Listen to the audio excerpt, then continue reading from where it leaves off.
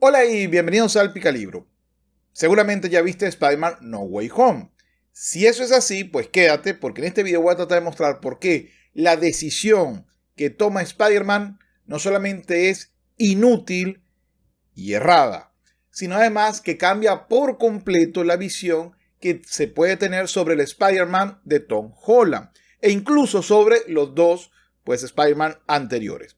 Debo decir antes que nada y antes que me pongan no me gusta, que en lo personal me encantó la película, pero la película es mala. Es decir, me encantó porque me dieron lo que quería. Quería ver a los dos Spider-Man viejos, realmente quería ver a uno solo, pero me lo dieron y me lo sirvieron y me lo trataron, pues creo que con bastante decencia. Así que la he visto 2 veces y seguramente la veré una tercera en un futuro. La disfruté un mundo. Eso no implica que no tenga problemas con la historia, que no haya agujeros gigantes en el guión, pero eso no es el tema que voy a atacar. El tema que voy a ver es la posición en la cual se distancian el Doctor Strange y Spider-Man, de Tom Holland, quiero decir. ¿Y por qué? Eso crea un problema de inutilidad en Spider-Man. Para refrescar la memoria y sepan de qué estoy hablando, el Doctor Strange hace pues un conjuro, un acto de magia, y ¡chazán! Sorpresa, aparecen 5 de los villanos más importantes de Spider-Man. Realmente aparecen 2 villanos importantes y los demás son rellenos. Pero bueno, esa es mi opinión personal.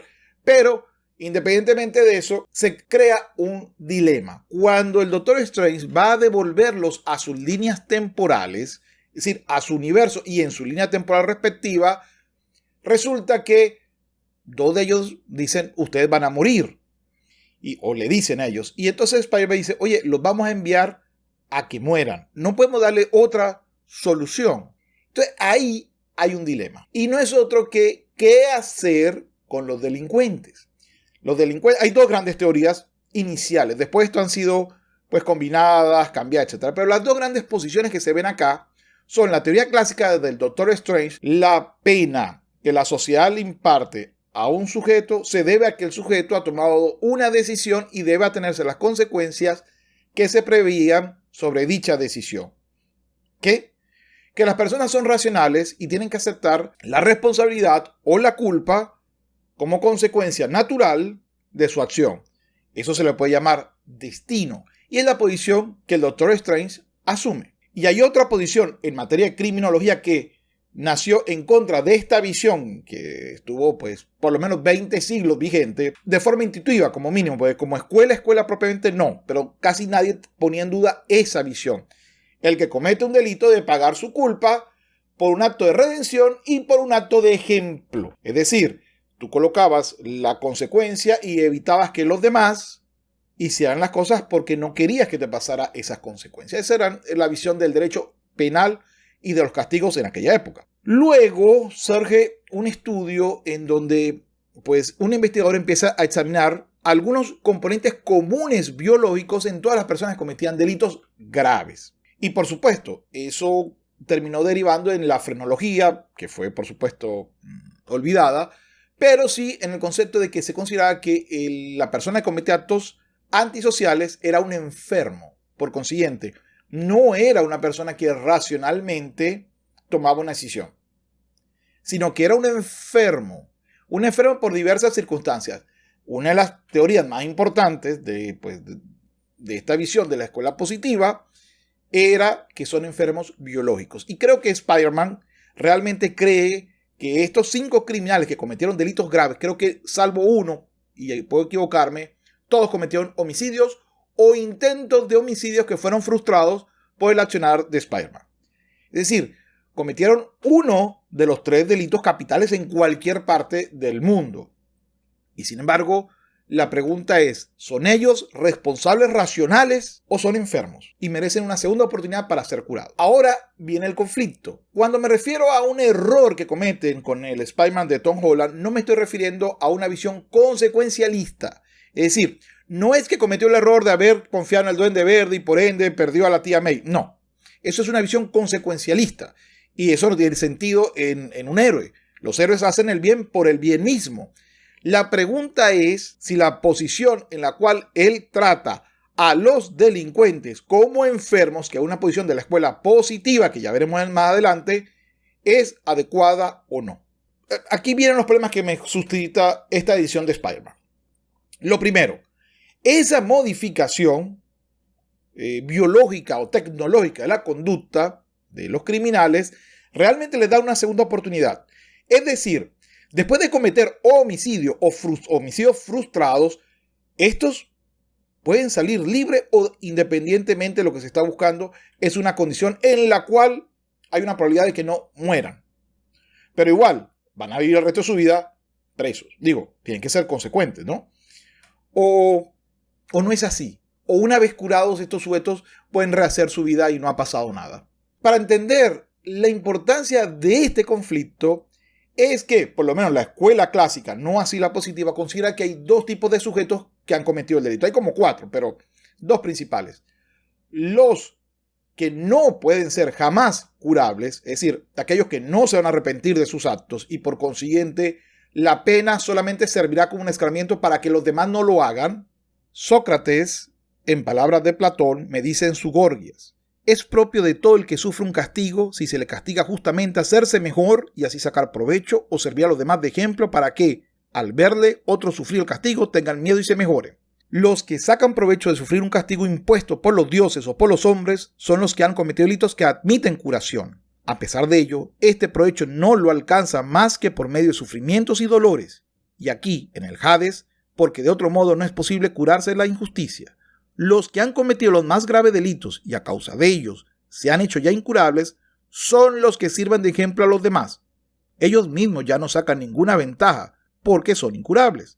Pero si la sacan los que los ven padecer para siempre las mayores y más dolorosos suplicios a causa de sus culpas. Aristóteles en su Ética Nicómaco me decía: un hombre así no está dispuesto al arrepentimiento, de modo que es incurable, porque el incapaz de arrepentimiento es incurable. Platón en su libro Las Leyes me dice: si algún ciudadano es sorprendido cometiendo semejante crimen y ha cometido contra los dioses, contra sus padres, contra el Estado, cualquiera de estas faltas enormes en que no se puede pensar sin horror, el juez, atendiendo a la excelente educación que ha recibido desde la infancia, la cual sin embargo no ha sido bastante apartada de los más grandes crímenes, le mirará como un enfermo incurable y le impondrá como castigo la muerte, que para él es el menor mal que puede sufrir. Pero independientemente de esto, los positivos, es decir, la escuela positiva, la que creía que son enfermos, cree que todos los enfermos son curables. Y ahí sí creo que es el error de esta escuela. No solamente eso, sino que normalmente, por lo menos la posición del Spider-Man de Tom Holland, considera que con que se cambiara el elemento físico era suficiente. Pero como muy bien se mostró en la película, hay efectos psicológicos, psiquiátricos también. No es solamente elemento físico. Pero no solamente eso, sino que hay otra teoría que es la sociología criminal, que a mí me gusta mucho de Ferry. Y él decía, por muy bien que lo hagas, por ejemplo, en la cárcel aprende manualidades, hace cosas positivas, se gradúa, cuando sales y a donde va, siguen siendo, por ejemplo, una promoción donde se aplaude, no sé, al narco, es altamente probable que la persona termine, y además hay una serie de valores referidos al narco, que la sociedad lo va empujando, termine aceptando o cometiendo nuevos delitos. Para que se entienda, a veces los delitos son una forma de vida. Ese es... Miren, creo que es en México donde hay una frase que decía, si no te tranzas, te tranzan. Algo así creo que era, que una manera de decir, mira, no es que, pues lamentando mucho, en estos sitios necesitas echarle aceite a la burocracia para que funcione. Ese es, lamentando mucho, la realidad en muchos de nuestros países. Por consiguiente, si yo lo envío a las mismas condiciones, va a terminar, aunque haya aprendido muchas cosas, hacia esa vía. Y eso hace que todas las escuelas positivistas, sean netamente deterministas. Luis Rodríguez Manzanera, en su estudio de Introducción a la Criminología, me dice: la escuela positiva es netamente determinista, es decir, una serie de circunstancias físicas o de circunstancias sociales llevarán al delincuente a delinquir.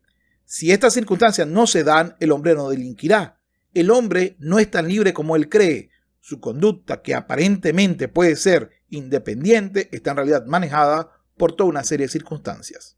Las personas van a seguir haciendo lo que las personas hacen, salvo que les cambies el sitio a donde van y los trates como enfermos, pero además como consecuencia de la sociedad. Yo sí no estoy de acuerdo con esa visión, Pero aquí les dejo algunas de las visiones. Igual, Luis Rodríguez Manzanera, en su libro de Introducción a la Criminología, nos habla de la posición ecléctica de Filippo Gramática, que creo que al final es la que más se parece a la que el Spider-Man de Tom Holland me está mostrando. Me dice, el Estado debe orientar su función hacia la eliminación de las causas del malestar del individuo en la sociedad. Para afirmar el orden querido por la ley, el Estado no tiene derecho a castigar, sino el deber de socializar. La obra de socialización debe realizarse no con penas, sino con medidas de defensa social preventivas, educativas y curativas. Las medidas de defensa social deben adaptarse al sujeto en concreto, en relación a su personalidad antisocial subjetiva y no en relación o responsabilidad al daño causado, es decir, al delito. El proceso de defensa social empieza por la determinación de la naturaleza y grado de antisociabilidad del individuo y se completa siempre judicialmente con el agotamiento de la necesidad de aplicación de la medida,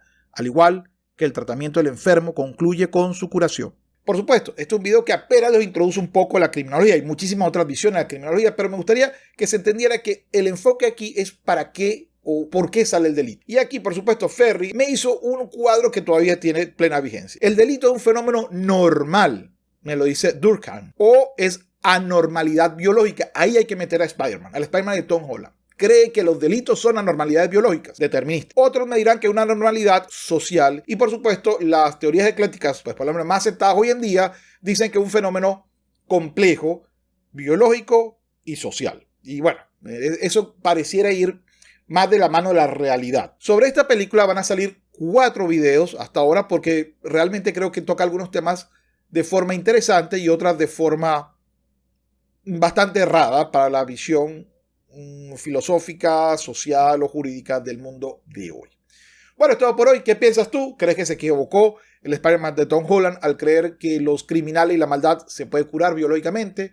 ¿Crees que esa decisión fue inútil porque cuando vuelvan van a tener que pagar los delitos que ya cometieron, porque el que los cambie no dejan de haber sido culpables de esos delitos? ¿Crees que si estaban enfermos pueden salir libres de las condenas, ya que eran personas que posiblemente ni siquiera eran ellos mismos? Varán del doctor Octopus dirán no era él, era la computadora lo que lo manejaba, o la inteligencia artificial de los brazos, o del Duende Verde no era él, era el Duende Verde y ahora es Osman. ¿Es posible separar al criminal en 2 personas? ¿Es posible que no sea responsable de esto? ¿Esto sería justo? Esas son las preguntas que creo que esa disyuntiva entre el Doctor Strange y Spider-Man de Tom Holland nos deja abierta. Y creo que nosotros somos los que tenemos que contestarle, dar una respuesta. ¿Qué crees tú que tenía razón? El Doctor Strange deja que paguen las consecuencias de las conductas que decidieron, el destino, se lo merecen y además así sirven de ejemplo al resto de los criminales.